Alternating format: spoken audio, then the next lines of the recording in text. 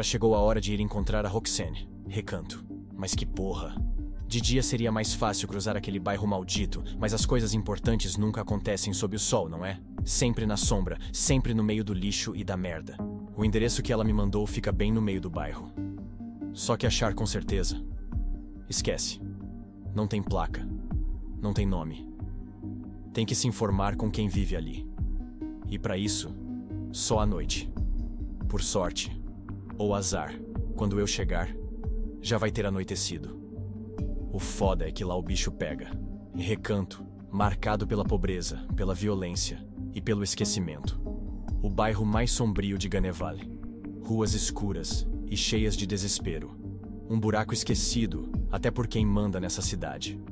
Quem conseguiu sair, saiu. O resto ficou. Traficantes, ladrões, assassinos. Almas quebradas à deriva. Construções abandonadas como esqueletos, sombras se arrastando nas esquinas, iluminação. Quase nada. Só o brilho sujo dos faróis e das fogueiras improvisadas. Polícia? Nem lembram que esse lugar existe. E, para melhorar, guerra. Hoje em dia, Recanto tá dividido. E sangrando. De um lado, os lobos. Uma gangue em ascensão, contrabando, roubos. Uns filhos da puta que fingem simpatia, mas são cruéis como ninguém. Agem em bando, caçam como feras. Crescem rápido, querendo um pedaço maior do bolo. Querendo desafiar quem já tava ali antes. São o grito novo no submundo de Ganevale. Do outro lado, as serpentes. Gangue emergente, traficantes, extorsão, sangue e ambição. Menos organizados, mais caóticos, mais com fome, muita fome. Gente de todo tipo, desde novatos até traficantes veteranos. Querem se provar, querem mostrar que podem mandar tanto quanto qualquer um. E adivinha? Eles estão quebrando o pau. E é pra esse esgoto fervendo que eu vou, sozinho, com um endereço no bolso e uma certeza na cabeça. Ou saio de lá com respostas, ou não saio. Cheguei no Recanto quando a noite já tinha engolido tudo. O ar. Pesado, parado, cheirando a urina velha, esgoto e alguma coisa morta que ninguém teve a decência de enterrar. A rua de entrada, se é que dá pra chamar aquilo de rua, era um corredor de asfalto rachado, cheio de poças negras onde o reflexo das luzes quebradas tremia como se tivesse medo de existir. 2 moradores de rua estavam encolhidos num canto, abraçados num cobertor sujo, dividindo o calor e talvez a fome. Nem ergueram os olhos quando passei. Do outro lado, um grupo de traficantes encostados numa parede pichada me encarou. Olhos vazios, posturas afiadas como lâminas. Não disseram nada, não fizeram nada. Só ficaram ali, me medindo, esperando para ver se eu ia fazer alguma besteira. Mais adiante, uma prostituta de vestido rasgado e salto quebrado acendeu um cigarro, me olhando de cima a baixo com aquele olhar de quem já viu coisa demais e não quer ver mais nada. Ao lado dela, 2 crianças brincavam com um carrinho quebrado, rindo e chutando ratos que saíam do esgoto aberto, como se aquilo fosse normal. E, aqui, era. O esgoto corria a céu aberto, uma corrente lenta de podridão riscando as vielas, e levando embora tudo que ninguém queria, ou não podia, guardar. O barulho das gotas pingando das calhas furadas competia com o som de uma sirene distante. Talvez na parte da cidade onde ainda fingem que há lei. Andei mais alguns metros, tentando puxar conversa com quem cruzava meu caminho. Ei, cê sabe onde fica esse endereço? Um homem de boné e camiseta regata passou reto, nem me olhou. Amigo, tô procurando um conjunto de apartamentos aqui, conhece? Uma velha, apoiada num carrinho de mercado cheio de latas e tralhas, apertou os olhos, fez que não com a cabeça e apressou o passo. Fui tentando, mas ninguém falava comigo. Ou não sabiam, ou não queriam se meter. Talvez as duas coisas. Aqui, informação tem preço. E eu ainda não tinha pago o suficiente. Enquanto andava, sentia os olhares grudando em mim, pesados, desconfiados, como se o próprio bairro estivesse me perguntando o que eu estava fazendo ali. E eu mesmo já não sabia responder direito. Só sabia que Roxane estava me esperando, em algum buraco desses. E eu precisava encontrá-la antes que essa merda toda me engolisse também. Andando já fazia um tempo, os mesmos símbolos aparecendo por todo canto. Muros, portões enferrujados, até nas portas arrebentadas. A marca dos lobos. Lobos pintados toscamente, com dentes arreganhados e olhos ocos. Territorialistas. Provavelmente tô bem no meio do território deles. Mas quer saber? Foda-se. Sou só um civil agora. Mas, confesso, tô com o cu na mão. Perdido nesse pensamento, vi uma estrutura velha, largada, toda fodida. mas tinha um pessoal lá dentro. Um grupo tomando umas cervejas, rindo, como se aquele buraco fosse o melhor lugar do mundo. Pensei, se eu não conseguir informação, pelo menos uma serva vai cair bem. Entrei. O lugar parecia prestes a desabar. Paredes rachadas, teto improvisado com chapas de zinco, chão sujo, úmido, com buracos de onde brotavam ervas daninhas. Quase não tinha cadeira decente para sentar. Só umas banquetas capengas e mesas improvisadas. Fui até o balcão, que nada mais era do que uma tábua velha sustentada por blocos de concreto. "Tô procurando um endereço", falei, mostrando o papel amassado. O cara atrás do balcão nem levantou os olhos. Só limpou o copo com aquele pano que, sinceramente, estava mais sujo que o chão. E soltou. "Não sei de nada." Direto assim. Suspirei. Guardei o papel no bolso. "Então me dá uma cerveja." Ele abriu uma garrafa sem rótulo e largou na minha frente. Dei um gole e virei, encostando de leve no balcão, só observando o ambiente. E ali fiquei, olhando aquele povo. Até que, pra quem tá atolado na merda, eles pareciam felizes, rindo alto, jogando cartas numa mesa no canto, alguns gargalhando de uma piada qualquer, outros discutindo sobre quem trapaceou. Mas será que é felicidade mesmo? Ou só o álcool trabalhando, anestesiando as feridas escondidas? As que não dá pra ver, só pra carregar. Dei mais um gole. E fiquei ali, calado, com a cerveja na mão e os olhos percorrendo cada rosto, cada expressão, esperando. Quem sabe alguma coisa acontece. Nada aconteceu. Melhor pegar a última e ir embora. Fiz um sinal pro cara. Ele pegou outra garrafa, abriu e deixou ali.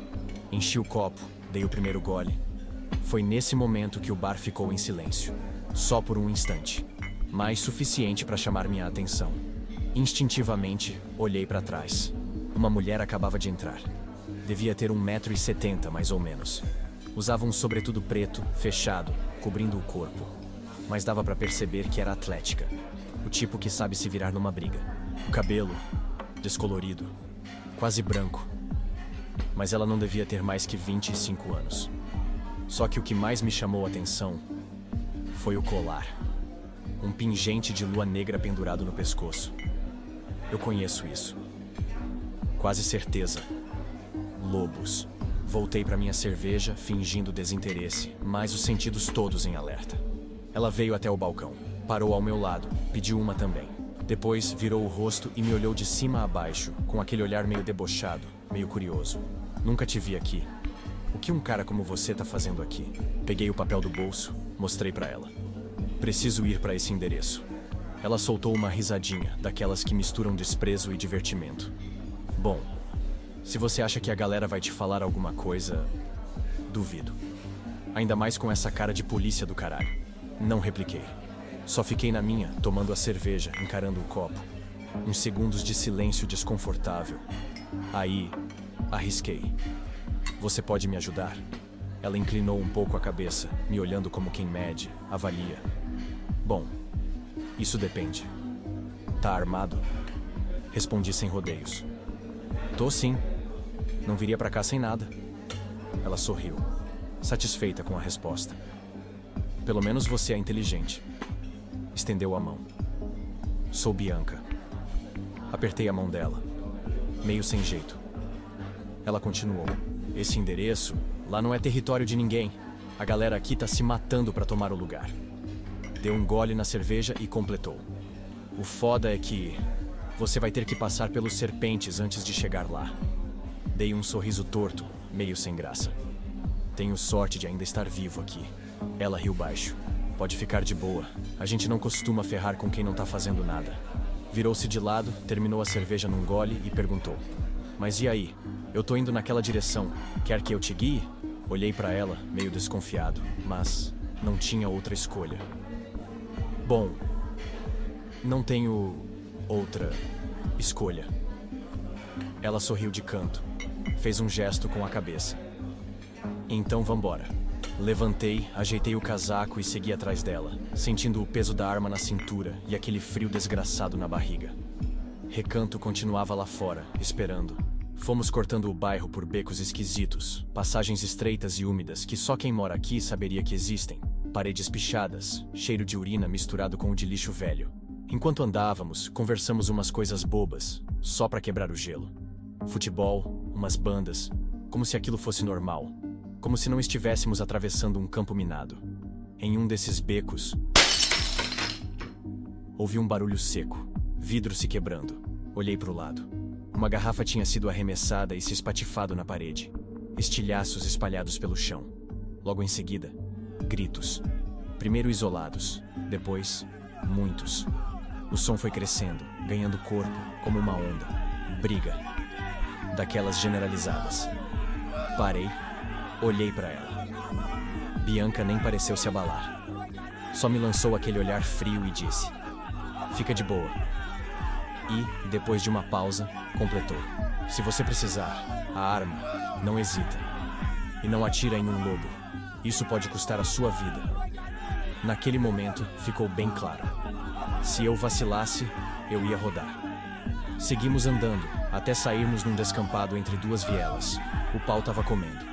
Gente no chão, outros gritando, voando socos, garrafadas, pedaços de pau, uns sendo chutados, outros correndo.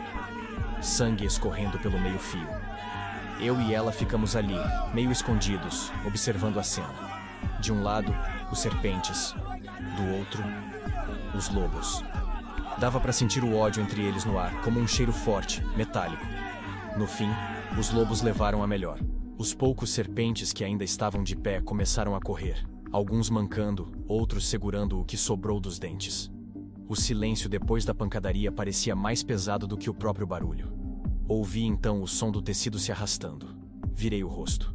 Bianca estava tirando o sobretudo preto. Debaixo dele, só uma camiseta preta, justa, destacando o corpo forte. Mas o que me fez gelar não foi isso. Foram os braços, cobertos de tatuagens, símbolos, números, desenhos agressivos. E no centro, na barriga, um enorme lobo com as presas arreganhadas, como se estivesse prestes a atacar. Eu conhecia aquela tatuagem. Que merda. Tava no meio dessa porra toda com ninguém menos que a Lua Negra. A líder dos lobos. O Alfa. A ficha caiu de uma vez. Enquanto eu tava ali, suando frio, ela só ajeitou o cabelo, olhou pros caras dela, depois pra mim, e sorriu. Como quem sabe exatamente o poder que tem. Como quem sabe que eu tô completamente na mão dela.